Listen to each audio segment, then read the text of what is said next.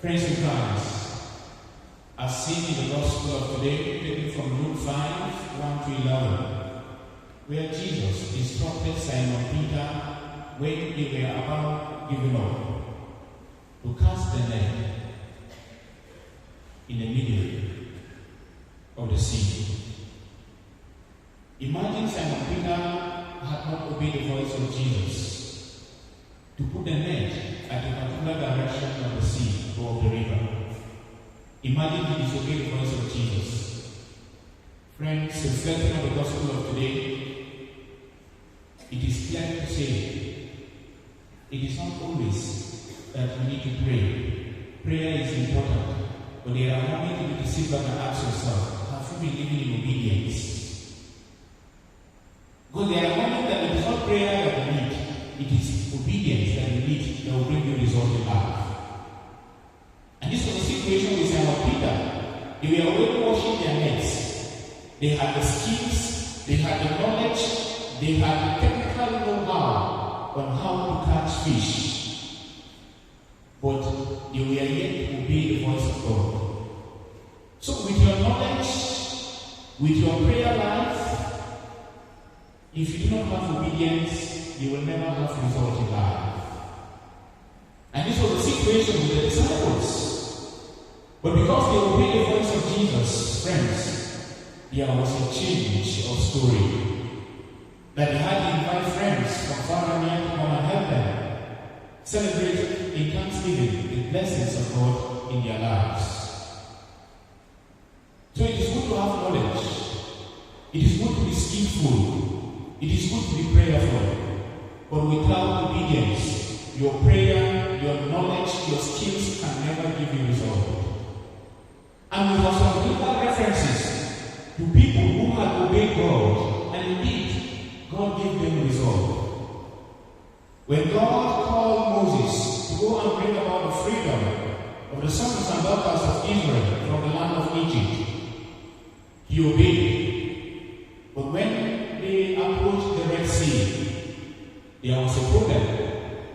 Now, ordinarily, because there was an obstacle before them, what they were supposed to be by the Red Sea was for them to be casting and binding by the Red Sea. So the Red Sea should be divided into two.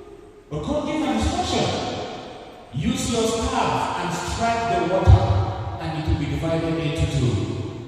And Moses obeyed. And what happened? There was a result. Just like Jesus gave to Peter and his disciples when they were fishing. If you read 2 Kings chapter 5 from verse 1 to 15, Naaman the Syrian, he was ill and he needed to be healed. And Scripture tells us he has visited all physicians, thinking that they will bring about his healing, thinking that they will bring about his revival. But they are giving news to him to go and meet Elisha, for he will bring about his revival and healing. Upon reaching there, he was thinking Elisha will ask him to go and bring money, to go and bring so many things that will bring about his healing. But Elisha gave a very simple instruction: go and bathe in the river 7 times. He was struggling, being a man with authority. How can you ask me to just go and bathe in the river 7 times? He was struggling. But one of his servants, knowing fully that they had been living in obedience to their master, said, "What? Just obey." And when Naaman the Syrian obeyed, what happened? There was healing for him. And what was his confession? Indeed, there is God in Israel. As a result of obedience. So, friends in Christ, obedience has nothing to do with your status. Obedience has nothing to do with your office. It has nothing to do with your tribe. It has nothing to do with where you come from. All that obedience requires from you is submission. If you obey, you will see result. If you don't obey, you will not see result. So do not begin to brag. When people ask you to obey, simply just obey. Drop all your status, drop all your titles, drop all your positions, and obey if you desire result. Because there are moments that your knowledge will not give you result.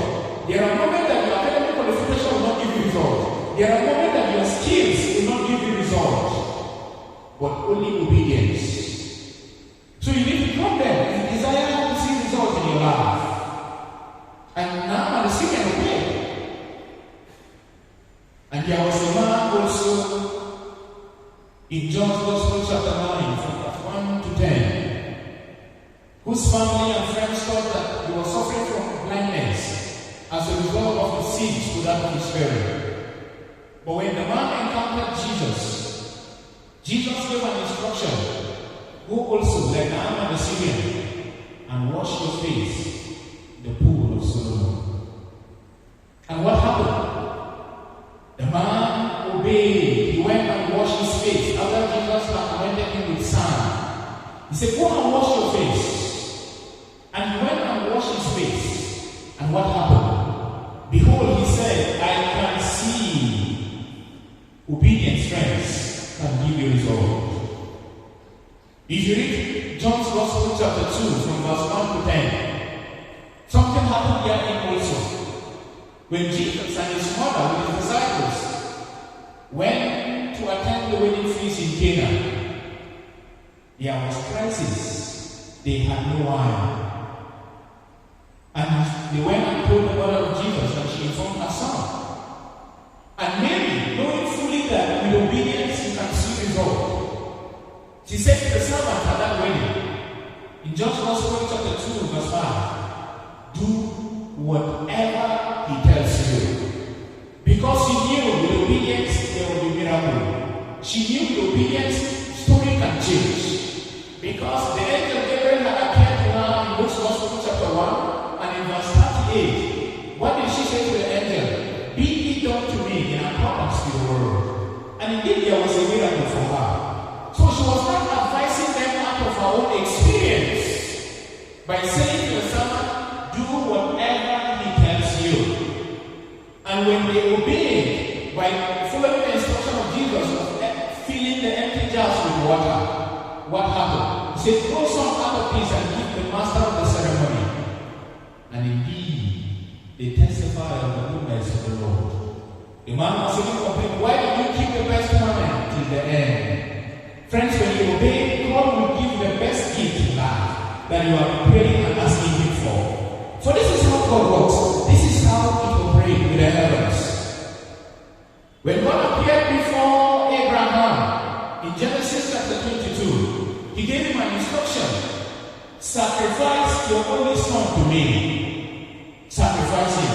Abraham didn't complain. What did he do?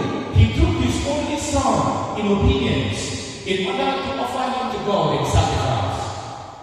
And when he was about fulfilling the promise he made to God to live in obedience, Scripture tells us a voice spoke from heavens. What?